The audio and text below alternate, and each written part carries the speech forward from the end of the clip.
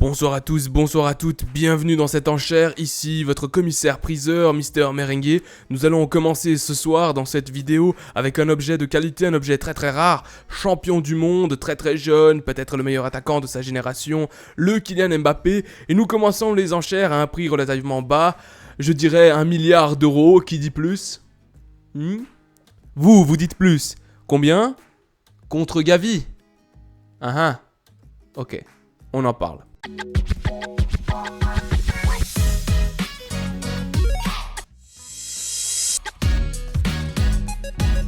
Mes amis merengues, comment ça va? J'espère vous retrouver au meilleur de votre forme comme toujours et évidemment dans cette vidéo, nous allons parler et discuter des différentes offres et de ces rumeurs dans la presse. Certaines semblent pseudo-officielles, d'autres vraiment je pense que c'est des inventions de la presse comme celle du FC Barcelone. Mais en tout cas, on va en parler dans cette vidéo une par une. Donc d'abord, on va commencer par tout de suite l'intérêt du Al Hilal. Alors là, dans la presse, c'est apparu comme ça d'un coup, juste après le match entre l'AC Milan et le Real Madrid. Et pour tous ceux qui vont me demander, je n'ai pas encore eu le temps de regarder le match. C'est pour ça que je n'ai pas encore fait une vidéo analyse dessus. En tout cas, une vidéo d'opinion dans laquelle je parle un petit peu des joueurs, etc. Je sais tout simplement le score parce qu'on est dans le monde d'internet et voilà, tu peux pas rester tranquille dans ton coin, tu te fais spoiler obligatoirement. Mais enfin bref, je regarderai le match plus tard. Sûrement après cette vidéo d'ailleurs. Mais on va commencer à parler de donc cette première offre, le Al Hilal qui donne 300 millions d'euros au PSG. Le PSG aurait déjà accepté l'offre et aurait donc donné l'autorisation au club de parler directement avec son joueur, donc avec Kylian Mbappé. Alors là, moi je ne comprends pas. 300 millions d'euros, c'est déjà énorme. On avait dans le passé une rumeur que Liverpool était censé donner ces 300 millions d'euros. C'était évidemment des conneries. Jamais un club avec, on va dire, un board derrière, avec un conseil d'administration derrière, ne va lâcher 300 millions d'euros comme ça. Mais bon, lorsque c'est un pays qui décide de donner des fonds à toutes les équipes de son championnat pour qu'elles fassent ce qu'elles veulent, voilà, le monde du football est en train de changer, vous le voyez, vous l'avez vu depuis le début de ce mercato. Beaucoup de stars ou de joueurs qui avaient encore 1 ou 2 années dans des top clubs européens partent jouer en Arabie Saoudite. Et là, c'est évidemment le cas, c'est ça, c'est un pays qui est derrière, il y a des intérêts, c'est la fin du pétrole, on essaye de changer stratégiquement ses points forts au niveau... on va essayer de se diversifier, on va dire que ça mélange politique et sport. Mais là, 300 millions, c'est déjà beaucoup. Et alors, on a ce fait, c'est-à-dire le PSG qui, selon beaucoup de médias, aurait déjà accepté l'offre. Mais maintenant, que va faire Kylian Mbappé? Parce qu'on parle de 700 millions d'euros pour une année de contrat. Une année de contrat, 700 millions d'euros. Alors, j'ai pas fait le calcul de combien ça fait la semaine. Mais si cette offre est vraie... Et si Kylian Mbappé refuse cette offre, alors je sais pas comment le traiter. Est-ce que je le traite d'imbécile? Parce que là, c'est pas de l'argent pour une génération, c'est de l'argent pour 15 générations à venir. Enfin bref. Ou alors, évidemment, quand tu es déjà multimillionnaire, qu'est-ce que tu... Mais non, mais c'est 700 millions. Bref, j'espère que cette offre est fausse, que c'est pas vrai. Parce que sinon, le monde, 700 millions... par année, pour une année. Vous me dites 700 millions pour 5 ans. Je vous dis c'est démesuré. Mais voilà quoi, c'est des contrats pour des sportifs de haut niveau. Dans cette situation pareille, en plus comme je vous ai dit, il y a une stratégie politique de diversification des actifs, on va dire ça comme ça, au Moyen-Orient et dans les pays du Golfe, etc. Donc là, il y aurait moyen de comprendre. Mais 700 millions en une saison, enfin bref, j'espère que le joueur va rejeter. Mais je suis pas sûr, c'est tentant 700 millions pour une saison. Enfin bref.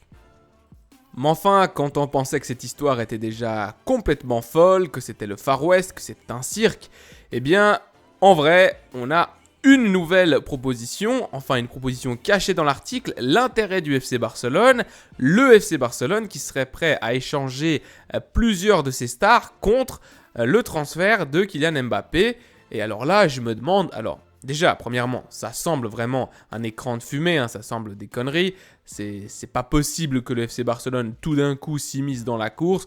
soit c'est pour déstabiliser le Real Madrid, c'est l'option la plus plausible, hein, c'est l'option qui nous vient directement de la tête. On veut essayer de déstabiliser le Real Madrid, on veut essayer de déstabiliser également une manœuvre du PSG pour que d'autres clubs pensent à faire une offre, puisqu'on le sait, le Real Madrid n'a pas encore fait une offre formelle cette année.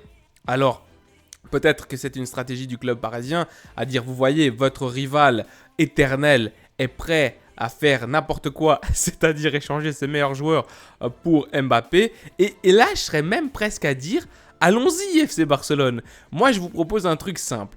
Vous prenez, on va dire, Pedri, Gavi et puis Koundé, ou alors Ousmane Dembélé, Pedri et Gavi, ou De Jong, Gavi et Pedri contre Mbappé. Alors comme ça, vous faites deux choses en une, c'est-à-dire que vous avez un joueur qui va foutre la merde parce que il y a Lewandowski, donc il va pas jouer en neuf. Sur l'aile gauche, vous allez faire jouer qui... Ah ben c'est bon, il n'y a plus Gavi, donc vous pouvez le faire jouer, c'est parfait. Voilà, FC Barcelone, si vous m'écoutez, pas de souci, vous prenez Mbappé et vous enlevez la moitié de votre équipe, comme ça vous déstructurez toute votre équipe.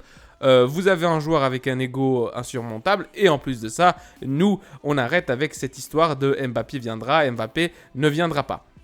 Mais enfin bref, je trouvais ça rigolo parce qu'effectivement c'est un écran de fumée, ça ne va pas se faire. Le FC Barcelone n'a pas, on va dire, la structure économique nécessaire pour affronter un transfert de la sorte. Et ce qu'il disait était complètement aberrant, c'est-à-dire si tu es un coach ou un dirigeant d'une équipe ou même un président, tu vas pas déformer ton équipe en donnant tes meilleurs jeunes. Et les meilleurs jeunes, c'est effectivement Pedri, Gavi, Frenkie de Jong n'est plus très très jeune mais c'est un de leurs meilleurs joueurs, Jules Koundé, etc. Tu vas pas donner ce type d'effectif-là pour un seul joueur. Ou alors tu deviens le nouveau PSG ou tu deviens le nouveau AC Milan. Enfin, je veux dire, tu vas plomber. Déjà qu'ils sont pas très forts en Europe en ce moment, ces derniers temps. Mais alors si, en plus de ça, ils font cette connerie, alors voilà, pour moi, c'est un écran de fumée, mais c'était assez drôle de le commenter. Mais alors, vous seriez dans votre droit de vous demander, mais alors, selon toi, Mister Merengue, que va-t-il se passer bien? Je vais redire ce que j'ai déjà dit dans d'autres vidéos. Pour moi, c'est une stratégie entre Mbappé et Florentino Pérez, sûrement des contacts. Il y en a eu, on le sait. Mister Floren, Papa Floren, avec son petit chapeau de magicien, il voit tout, lui. Il est curieux, mais il est attentif. C'est un businessman et il le sait. Il le sait qu'il a le pouvoir entre ses mains et que plus le temps passe, plus c'est à son avantage. Et donc du coup, je pense que les deux ont cet objectif-là, c'est-à-dire sortir plein de choses, plein de conneries dans la presse. Et finalement, le Real Madrid en dernière instance, qui pour l'instant dit c'est impossible, on ira le chercher en 2024, etc. Moi, je pense qu'en dernière instance, le Real Madrid va faire une offre entre 160, 180 millions, 150, 200 millions, enfin bref, par là, une offre à moins de 200 millions pour le joueur et qu'il va finalement signer au Real Madrid parce que Papa Floren a toute la puissance entre ses mains puisque le PSG est obligé de vendre et que si la volonté de Kylian Mbappé est firme, si c'est une volonté vraiment de venir au Real Madrid, alors là, il va faire tout simplement rejeter toutes les offres. À part celle de Al Hilal, on ne sait pas parce que 700 millions d'euros, si ce montant est vrai, c'est quand même hallucinant. Mais enfin bref, j'espère que Papa Floren est au courant de tout ça. J'espère, peut-être imaginez, le truc de fou, imaginez que cette offre-là de Al Hilal, en fait, c'est un coup de Floren, c'est inventé. Non, je pense pas. Non, je pense que c'est vraiment une offre officielle. Et je pense vraiment que le monde part en cacahuète. Mais enfin bref, dites-moi dans les commentaires ce que vous pensez. Si vous pensez qu'il va aller au Barça, si vous pensez qu'il va aller en Arabie Saoudite ou si vous pensez qu'il va venir à Madrid prochainement. Enfin bref, je vous dis à la Madrid y nada más. Prenez soin de vous, des vôtres et de votre famille, c'est important. Allez, ciao.